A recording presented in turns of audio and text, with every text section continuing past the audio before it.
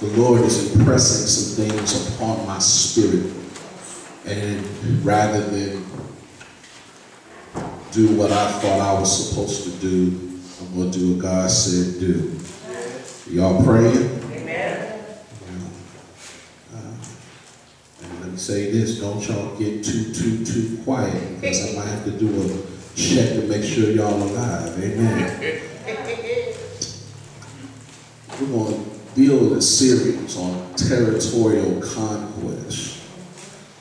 And I know some people will be like, what the heck does that have to do with anything? But last week we touched on how the demonic does not work just on one person at one time.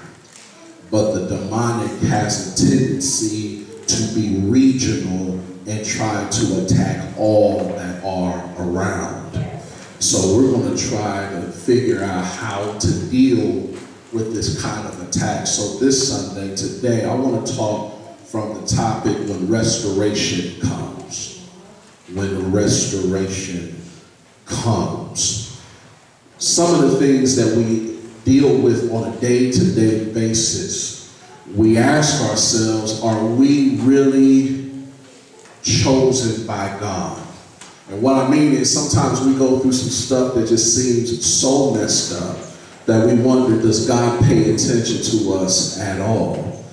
I know there are people right now that are dealing with everything from deaths in families to economic situations to job situations, all kind of different circumstances, and yet they still ask themselves, when is my change going to come?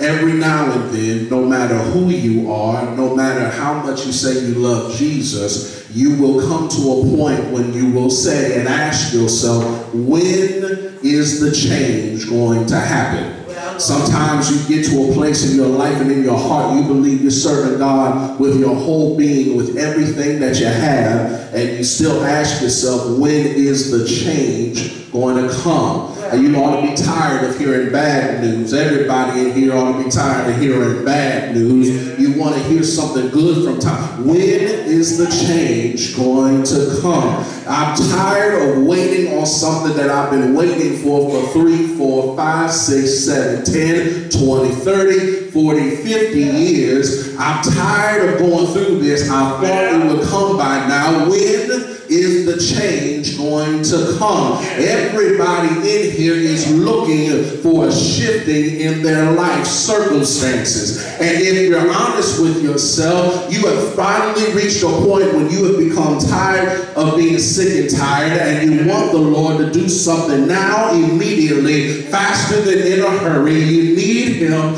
to show up and show out in a way you've never seen before. When is the change going to come?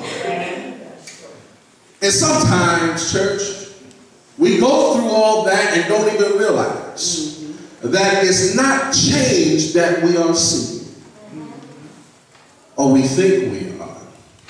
We would love a change in circumstances. For goodness sake, I would love a change in my financial situation. Amen. But sometimes it's not about situations changing as much as it's about God trying to restore you and I to where we're supposed to be.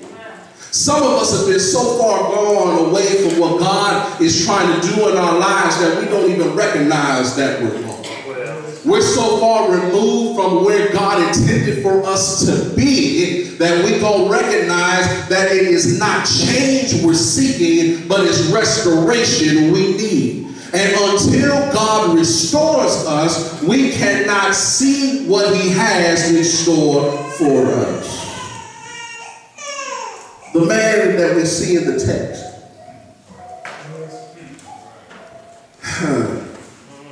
Can you see him? Here's a man that I misidentified last week. A man with multiple demons.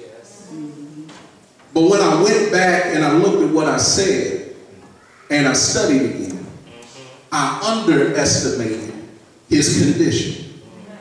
You see, here's a man that had actually thousands upon thousands of demons dwelling in him. A legion is a Roman military term to identify the number of men in a company. A legion at partial strength has 5,300 soldiers. But at full strength, a legion has 6,000. So here's a man with 6,000 demons hanging out in graveyards. And people try to bind him, but he can't be bound. Here's a man who probably was driven out of his home. Y'all still with me? Driven out of his home. The primary breadwinner in his household.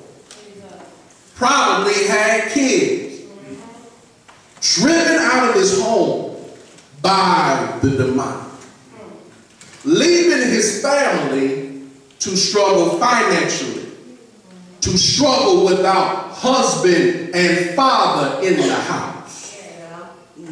Driven to a dead place. And people could not help him. Or they call themselves helping him by trying to chain him. But once again, the text says he could not be bound. Isn't it interesting how the enemy works? Y'all may not want to hear it on a Mother's Day, but you're going to hear it anyway. Amen. It's easy to identify the demonic in the family situation. Because here's the head of the house, tormented to death, driven out of the house, and all have had to suffer because of it.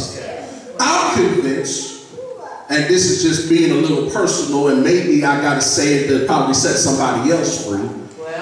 I'm convinced that many of the single parent situations that occur in our society right now is because there's a demonic assignment to keep folks separated, because God knows that when we follow after his will, that when we do things in the confines of marriage, and we show that we're following after the precepts of God, that we will find ourselves stronger in the face of the enemy.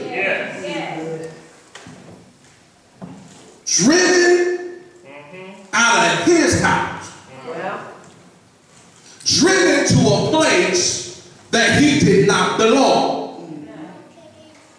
And nobody could help him.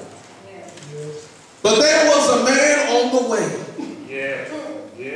who was interrupted by a storm on the sea, who finally arrived on the shore in this area known as Decapolis, the place of 10 cities. It was Jesus with his disciples. And what we see here is not the disciples at work, but it's Jesus going to work. Because the disciples proved in the midst of the storm, they did not have the kind of faith that could move anybody yet. So Jesus comes on the scene and he steps on the shore, and the first person he sees is not a welcoming committee, it's not anybody he knew, but it's this man possessed by 6,000 demons. And the first reaction that most of us have is just how some of y'all were. You're like, my goodness. But you have to understand this man for who he really was. You have to differentiate between the man and his condition. When he ran to Jesus, he spoke out of his condition. But the man was tormented looking for Jesus to set him free.